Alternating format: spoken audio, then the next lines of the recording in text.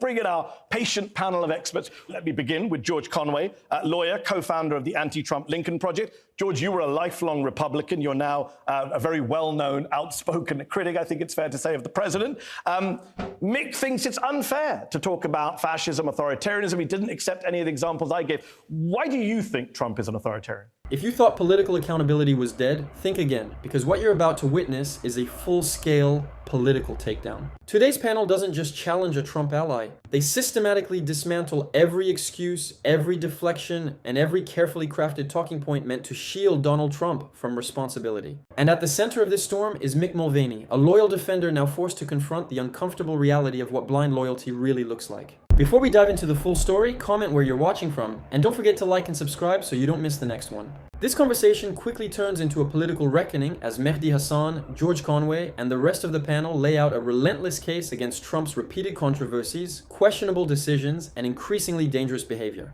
What starts as a standard political discussion rapidly transforms into a sharp interrogation of power, accountability, and the cost of looking the other way. Because this isn't just about one politician, it's about a growing pattern where political loyalty is placed above democratic principles, where defending a leader becomes more important than defending the truth. And by the end of this exchange, that contradiction is exposed in the most brutal way possible. So buckle up, because what you're about to see isn't polite debate. It's political pressure at its highest level, and the fallout is impossible to ignore. Bring in our patient panel of experts. Let me begin with George Conway, lawyer, co-founder of the anti-Trump Lincoln Project. George, you were a lifelong Republican. You're now a very well-known, outspoken critic, I think it's fair to say, of the president. Mick thinks it's unfair to talk about fascism, authoritarianism. He didn't accept any of the examples I gave. Why do you think Trump is an authoritarian? Because of the very things that Mick wrote about in 2020. He thought it was possible that Donald Trump would ignore the results of the 2020 election. That's a fascist. That's authoritarian. He's also a pathological liar because he continued after people told him, people who came into the White House and told him, you lost.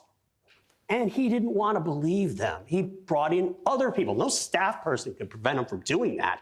He wanted somebody to justify his lies.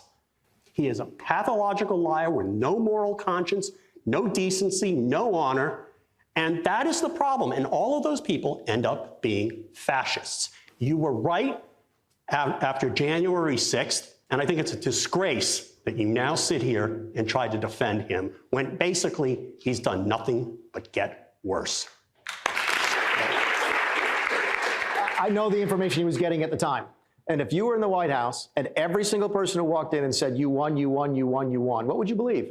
The evidence was to the contrary. They didn't say he won. His own lawyers told him he won. The Justice Department people told him they would resign if they tried to make him. As George points out, the DOJ were telling him he lost. Bill Barr was telling him he lost. The guy's telling me he won was the My Pillow guy. Maybe he shouldn't have been inviting the My Pillow guy into the White House. And maybe that's disqualifying. I don't like the fact that My Pillow guy was a senior advisor to the president. Whose fault was that? Whose fault was that? Donald Trump is ultimately responsible for his advisors. There's no question. So why give him a pass then? Because I understand how the presidency works. It's one of the most isolated. There's never been a president like this. You know this. That's fine, but that doesn't mean it's fascist. All presidents are different. Yes, he is his own thing, and I get that. Isn't the problem, though, Mick, twice now tonight you've said he got bad information on the photo, he got bad information on the election. Maybe the President of the United States should be someone who's smart enough to reject bad information. Again, it's an easy rhetorical point. It doesn't make you... Leaders should be smart, It doesn't make you a fascist authoritarian if you don't do what you've just said. Put that to one side. Face it. You accept that leaders should be smart and not dumb. That's a basic criteria. I would prefer people to be smart and not dumb. And yet tonight you've told the audience that Donald Trump was dumb on 2 occasions. He listened to a My Pillow guy and he listened to an unnamed aide who gave him a clearly doctored image. My difficulty with the Trump decision-making was allowing those people to be advisors to the president in the first place. Okay, let me bring in Greg. Greg Swenson, do you believe that Donald Trump won the 2020 election?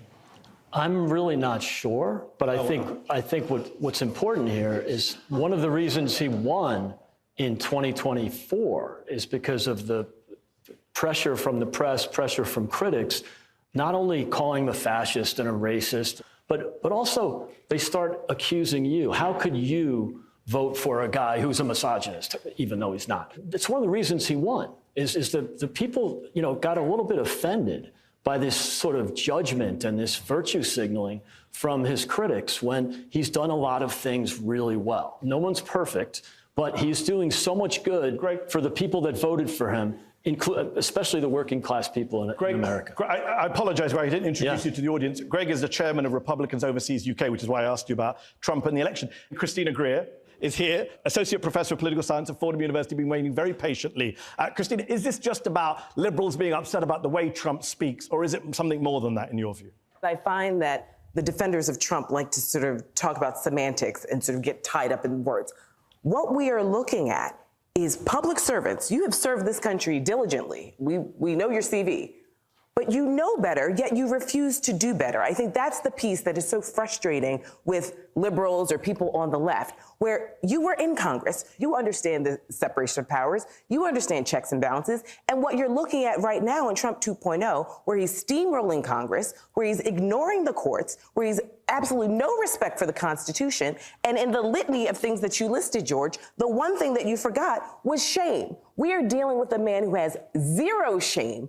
And what's even worse is that we're looking at people who were serving in Congress, who were Republicans, who actually know that this man is actually eroding our constitutional rights. And he's only able to do it because there are good-meaning Republicans who've just forgotten that they are here to serve the American people and not writing op-eds for one man and not serving one man. I get the part that you don't like the fact that he has any shame. I get that.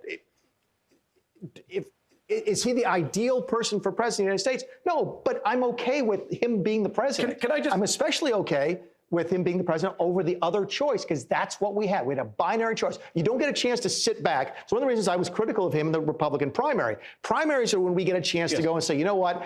I get to vote for the very best person I want. In a general, it's a binary choice. Can I just ask, what did Kamala Harris do? You obviously disagree with her politically. She's a Democrat, you're a Republican. Yeah. But what did she do that was worse than lighting the fuse of an insurrection? It was the...